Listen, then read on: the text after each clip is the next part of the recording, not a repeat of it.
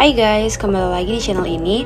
Pada video kali ini kita akan membahas tentang beberapa aturan untuk menghitung probabilitas. Nah, dalam pembahasan kali ini terdapat dua aturan untuk menghitung probabilitas, yaitu aturan penjumlahan dan aturan perkalian. Dalam aturan penjumlahan terdapat 3 bagian, yaitu aturan penjumlahan khusus, aturan penjumlahan umum, dan aturan komplement. Lalu pada aturan perkalian, ada aturan perkalian khusus dan aturan perkalian umum. Sebelum itu, apakah teman-teman sudah mengetahui apa yang dimaksud dengan aturan penjumlahan? Nah, aturan penjumlahan terjadi apabila terdapat dua kegiatan, misalkan kegiatan 1 terjadi sebanyak A cara, dan kegiatan 2 terjadi sebanyak B cara. Maka, kegiatan tersebut akan terjadi sebanyak A ditambah B. Kita masuk dalam aturan penjumlahan khusus. Dalam aturan penjumlahan khusus, kejadian-kejadiannya harus tidak terikat satu sama lain. Maka dari itu, ketika satu kejadian terjadi, tidak ada satupun dari kejadian lainnya dapat terjadi pada waktu yang sama. Misalnya, kejadian eksperimen pelemparan dadu. Kejadian angka 4 atau lebih besar, dan angka 2 atau lebih kecil. Angka 4 atau lebih besar berarti 4, 5, dan 6, sedangkan angka 2 atau lebih kecil berarti 2 dan 1. Maka dari itu, tidak ada kaitannya antara kelompok A dan kelompok B, sehingga jika kita jumlahkan, yaitu probability A atau B adalah probability A, yaitu 4, 5, dan 6, ditambah probability B, yaitu 2 dan 1. Nah, contoh ini bisa kita gambarkan ke diagram Venn di samping ini. Nah, maka event A ditambah dengan event B, jadi hasilnya adalah 1, 2, 4, 5, dan 6.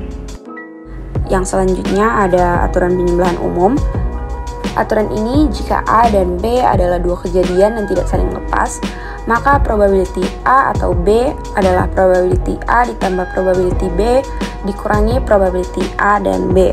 Jadi dia tidak saling lepas, jadi memiliki kemungkinan terjadi, sehingga muncul irisan pada bagian putih di gambar diagram Venn di samping ini, di antara diagram Venn Avengers dan diagram Venn X-Men. Nah, kalau di total, irisannya harus dikeluarkan sehingga totalnya akan menjadi probability A atau B. Contoh berikut ini adalah contoh dalam permainan kartu. Di kartu tentu ada king atau raja, heart atau hati, dan king of heart atau raja hati. Jadi kalau king saja itu probabilitasnya 4/52 karena jumlahnya ada 4 pada tumpukan 52 kartu. Heart itu probabilitasnya ada 13/52 karena jumlahnya ada 13 pada tumpukan 52 kartu. Tetapi king of heart itu adalah 1/52. Jika kita keluarkan 1/52-nya, sehingga 4/52 ditambah 13/52 dikurangi 1/52, maka hasilnya adalah 16/52 atau 0,3077. Pada bagian kali ini adalah aturan komplement. Aturan ini digunakan untuk menentukan probabilitas munculnya sebuah kejadian dengan mengurangi probabilitas tidak munculnya kejadian tersebut dari 1. Kalau kita membaca ini adalah probabilitas A, maka ini adalah probabilitas bukan A. Sehingga kalau A ditambah bukan A itu hasilnya sama dengan 1. Maka probabilitas A itu sama dengan 1 dikurangi dengan probabilitas bukan A.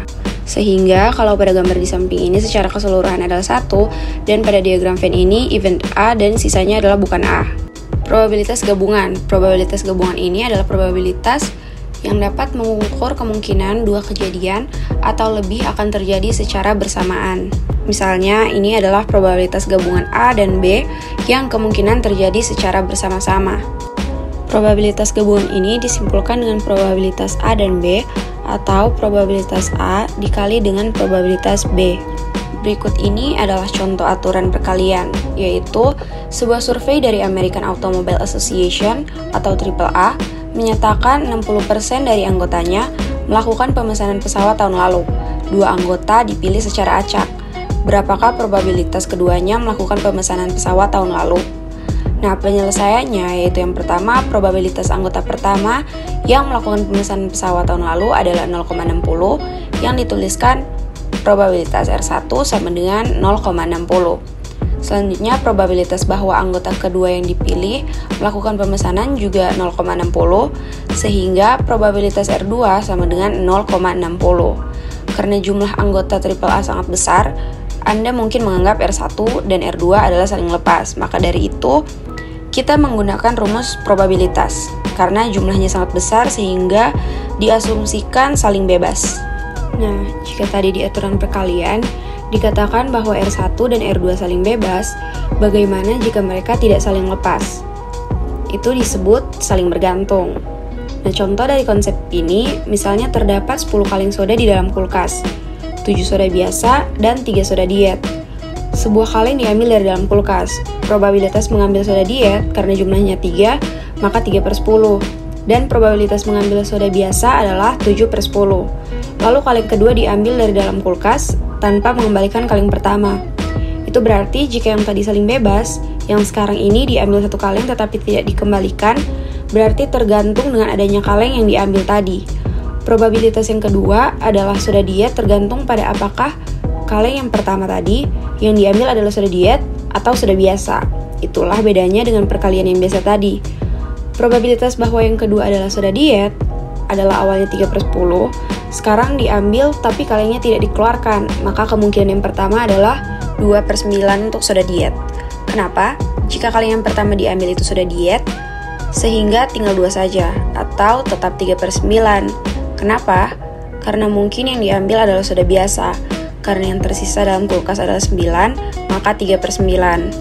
Nah, pecahan 2/9 atau 3/9 tadi itu disebut dengan probabilitas bersyarat, karena nilainya bergantung pada apakah kaleng soda diet atau soda biasa yang diambil dari kulkas. Maka dari itu, secara umum probabilitas bersyarat merupakan probabilitas munculnya suatu kejadian apabila diketahui kejadian lain sudah terjadi, yang bisa disimpulkan dengan probabilitas A bersyarat B. Kejadian B-nya dikeluarkan dulu, maka kejadian A-nya terjadi. Kita masuk dalam aturan perkalian umum. Aturan perkalian umum ini menyatakan bahwa pada dua kejadian A dan B, probabilitas gabungan bahwa kedua kejadian akan sama-sama terjadi diperoleh dari mengalikan probabilitas bahwa kejadian A akan terjadi dengan probabilitas bersyarat munculnya kejadian B dengan diketahui bahwa A sudah terjadi. Dengan demikian, rumus yang digunakan adalah probabilitas A dan B sama dengan probabilitas A dikali probabilitas B bersyarat A. Rumus ini digunakan saat dua kejadian tidak saling bebas atau tidak saling lepas karena saling bergantung, seperti pada contoh soal yang telah kita bahas tadi. Nah, berikut ini adalah contoh soal dari aturan perkalian umum. Seorang pemain golf memiliki 12 baju golf di dalam lemarinya. Anggaplah 9 dari baju-baju tersebut berwarna putih dan yang lainnya berwarna biru. Ia mengenakan bajunya dalam keadaan gelap, jadi ia mengambil sebuah baju tanpa memilihnya, jadi dia memilih random. Ia bermain golf 2 hari berturut-turut dan ia tidak mencuci baju yang telah ia pakai kemarin. Yang menjadi pertanyaannya adalah berapakah probabilitas kedua baju yang dipilihnya berwarna putih? Ya, penjelasan atau solusi dari soal tersebut adalah yang pertama, kejadian baju pertama yang dipilih berwarna putih adalah kesimpulannya W1. Nah, probabilitasnya adalah probabilitas W1 sama dengan 9/12. Nah, mengapa dia 9? Yaitu karena sesuai dengan gambar ini, ya gambar yang tertera di depan kita ini, ada 9 baju golf berwarna putih. Nah, lalu kita lanjut yang kedua, kejadian baju kedua yang dipilih juga berwarna putih adalah kesimpulannya W2. Nah, probabilitasnya bersyarat bahwa baju kedua yang dipilih berwarna putih jika diketahui baju pertama yang dipilih juga berwarna putih adalah W2 bersyarat W1, yaitu 8/11. Nah, mengapa seperti itu? Karena setelah baju yang pertama dipilih, hanya terdapat 11 baju yang tersisa di dalam lemari, dan 8 diantaranya berwarna putih, untuk menentukan probabilitas 2 baju berwarna putih. Nah, karena tadi sudah diambil 12 baju yang ternyata 9, diantaranya berwarna putih, yang setelah itu diambil satu secara acak. Yang diambil ternyata warna putih, yang berarti baju berwarna putih yang tersisa ada 8, dan baju yang tersisa secara keseluruhan adalah 11. Nah, jadi kemungkinan memilih 2 baju berwarna putih itu adalah 0,55. Nah, selanjutnya untuk menentukan probabilitas 2 baju putih yang terpilih, kita gunakan rumus probabilitas AB sama dengan probabilitas A dikali probabilitas B bersyarat A. Nah, probabilitas W1 dan W2 sama dengan probabilitas W1 dikali probabilitas W2 bersyarat W1, yaitu sama dengan 9/12 dikali 8/11 yang hasilnya adalah 0,55. Di sini kita akan menggunakan SPSS untuk menghitung probabilitas dengan menggunakan aturan penjumlahan, dan kita akan mengambil contoh dari soal aturan penjumlahan tadi.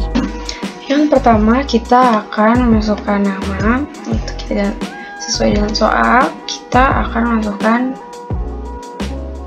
namanya itu Raja, habis itu Hati, habis itu Raja Hati. Itu kita ganti desimalnya semua menjadi 0. Kita tidak memerlukan desimal dalam probabilitas ini di bagian Raja Hati dan Raja Hati. Kita masuk ke data view. Di Raja kita akan mengisi sesuai dengan soal, yaitu 4, karena ada 4 kartu Raja ditumpukan 52 kartu remi. Lalu Hati ada 13 sesuai dengan 13 kartu Hati di antara satu set kartu remi, dan Raja Hati adalah 1. Nah, untuk mengetahui probabilitas ketiga ini kita akan menjumlahkan ketiganya terlebih dahulu.